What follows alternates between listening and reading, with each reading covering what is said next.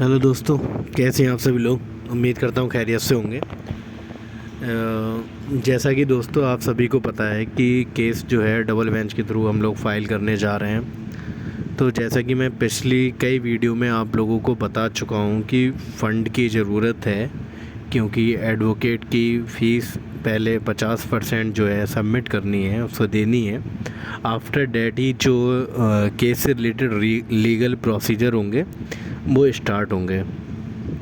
लेकिन शुरू में जब केस की बात चल रही थी, फ़ंड रेज़ की बात स्टार्ट हुई थी, तो शुरू में बच्चे बहुत एक्टिव थे एंड यूनाइट थे।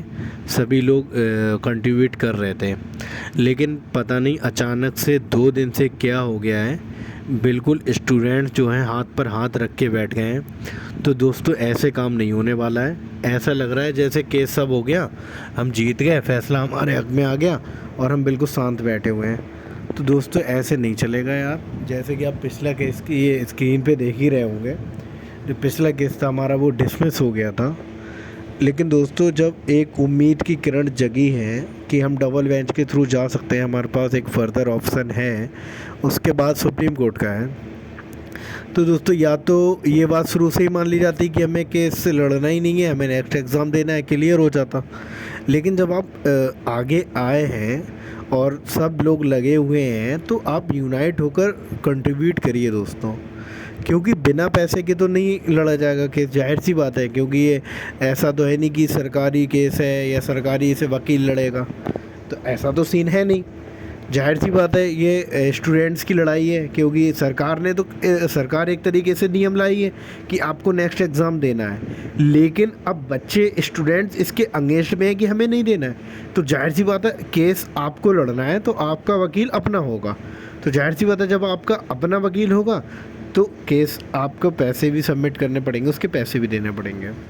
क्योंकि दोस्तों जैसे कि जाहिर सी बात है, अब इतना पूरे इंडिया लेवल का केस है, ये पूरी आयुष डिपार्टमेंट पे नेक्स्ट एग्ज़ाम को लाया गया है, तो इंडिया लेवल का वकील भी होना चाहिए, तो उसकी फ़ीस भी ज़्यादा है। तो दोस्तों ज़्यादा से ज़्यादा पैसे की ज़रूरत है, आप लोग कंट्रीब्यूट करिए यार। जिसका मैंने पिछली कई वीडियो में कहा है कि स्टूडेंट्स का जितना मन हो उतना कंट्रीब्यूट करें। लेकिन आप ये बात खुद सोचिए कि 300-400 रुपये कोई ज़्यादा मायने नहीं रखते हैं। इंसान डेली दिन में चाय पी लेता है 30-40 रुपए की, समझ रहे हैं ना आप बात। तो कंट्रीब्यूट करिए और एक पॉजिटिविटी के साथ यूनाइट रहिए, सभी लोग एक दूसरे से जुड़िए, एक दूसरे से बात करिए, ताकि केस को आगे ले जाया जा सके और एक यूनिटी हम लोगों में दिखे। आयुष के डिपार्टमेंट में, आयुष के स्टूडेंट्स में छात्र एकता जिंदाबाद वो लगना चाहिए। क्योंकि छात्र एकता जब ही लग सकती है, यूनिटी जब ही लग सकती है जब आपका कोई बैचमेट्स या आपका सीनियर आपसे कोई कहता है कि भाई कंट्रीब्यूट करो। क्योंकि ऐसा नहीं है कि अगर एक बैच में 60 बच्चे हैं तो 60 बच्चों ने ही पूरा कंट्रीब्यूट करा है, बिल्कुल ऐसा नहीं हुआ है। क्योंकि कुछ स्टूडेंट्स ने मेरे को मैसेज किया था, कॉल भी की थी और उनसे मेरी बात हुई है। कुछ स्टूडेंट कह रहे थे कि सर हम परेशान हो गए हैं, हम अपने क्लास के क्लासमेट से बोलते हैं, बैचमेट से बोलते हैं या सीनियरों से बोलते हैं, वो लोग तवज्जो ही नहीं देते, मतलब हमारे मैसेज को भी इग्नोर करने लगे हैं अब तक। मतलब ये तरीका गलत है दोस्तों। आप खुद सोचिए जब आपका क्लासमेट या आपका बैचमेट्स कोई डोनेट कर रहा है तो आपको भी कुछ ना कुछ कंट्रीब्यूट करना चाहिए, ताकि क्योंकि ये लड़ाई सबकी है दोस्तों। ऐसा नहीं है कि किसी एक शख्स की लड़ाई है, किसी एक स्टूडेंट्स की लड़ाई है, किसी एक स्टूडेंट को, ऐसा नहीं है। ये सबके ऊपर आया है एग्ज़ाम और सबको इसे देना पड़ेगा, ठीक है। तो इंसान को मतलब स्टूडेंट्स को इस लड़ाई को भी एक साथ लड़ना पड़ेगा। ये मत सोचिए आप किसी एक की लड़ाई है, ठीक है।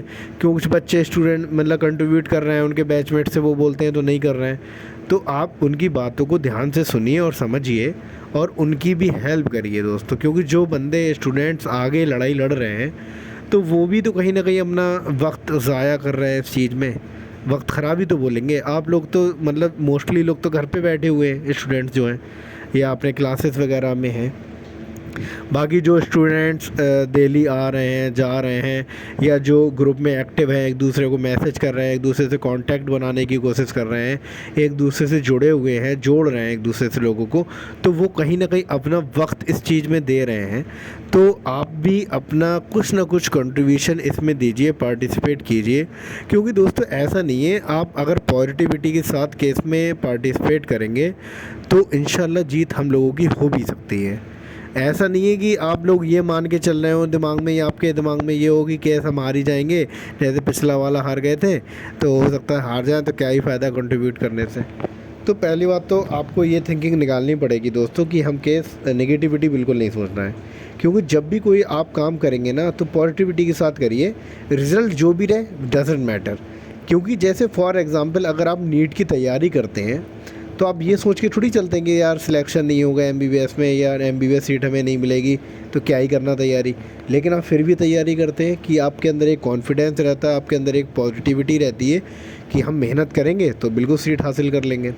तो उसी तरीके से आप इस केस को भी सोचिए कि अगर हम मेहनत करेंगे, डबल बेंच के थ्रू जाएंगे, अगर हमारा अच्छा वकील होगा, वो आर्ग्यूमेंट अच्छा करेगा, तो मे बी जज अपना जो फर्स्ट बेंच के थ्रू हमारा जो फैसला आया था उससे कुछ ना कुछ तब्दीलियाँ हो जाएं, उसमें कुछ कुछ चेंजेस हो जाएं।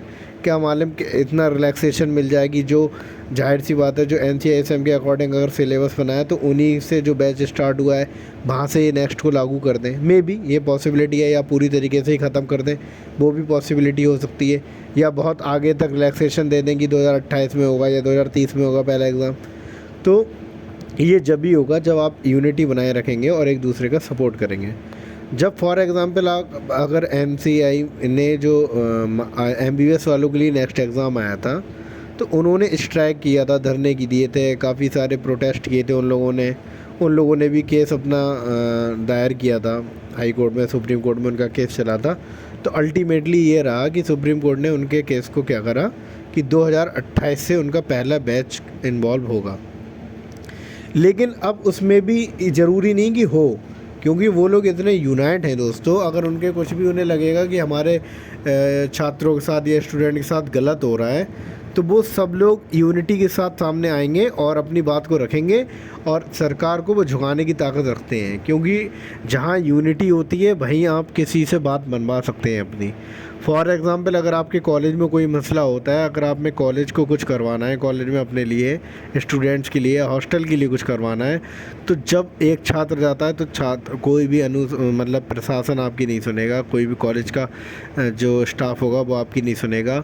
लेकिन आप 2 बंदे जाते हैं तब भी नहीं सुनता है, कोई 5 बंदे जाते हैं तब भी नहीं सुनता है। जब आप सब बैचों को लेके पहुंच जाते हैं ना, जैसे मान के लिए आप 3-4 बैचों को इकट्ठा करके ले गए, कम से कम 50-60 बच्चों को, तो कॉलेज प्रशासन जो होता है उसे भी झुकना पड़ जाता है।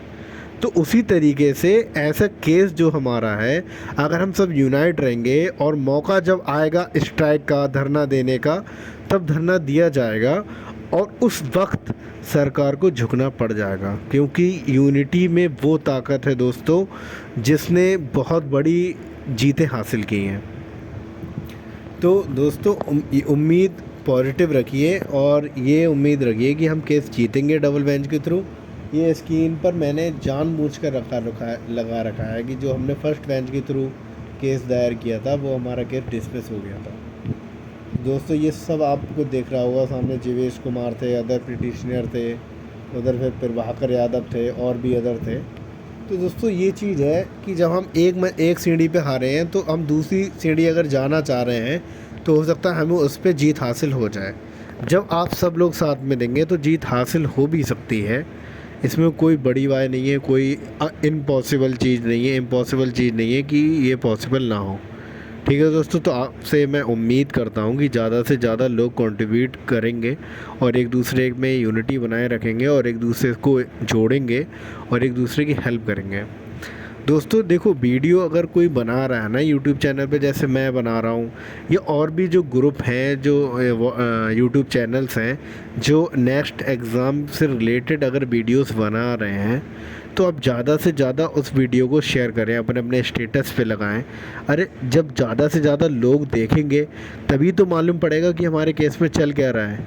आप बना सकते हैं तो आप अपना वीडियो बनाइए, सोशल मीडिया पे कुछ ना कुछ लगिए। अगर नहीं बना सकते हैं तो दूसरे जो बना रहे हैं उन लोगों को शेयर कीजिए, ज़्यादा से ज़्यादा वीडियो को लाइक कीजिए, कमेंट कीजिए, कुछ ना कुछ कमेंट ज़रूर करिए, तभी दोस्तों जीत हासिल हो सकती है। अदरवाइज़ आप कुछ नहीं करेंगे, हाथ पे हाथ रख के बैठे रहेंगे, तब कुछ नहीं होने वाला है। ठीक है दोस्तों, ज़्यादा से ज़्यादा कंट्रीब्यूशन में हेल्प कीजिए। ठीक है, थैंक यू सो मच।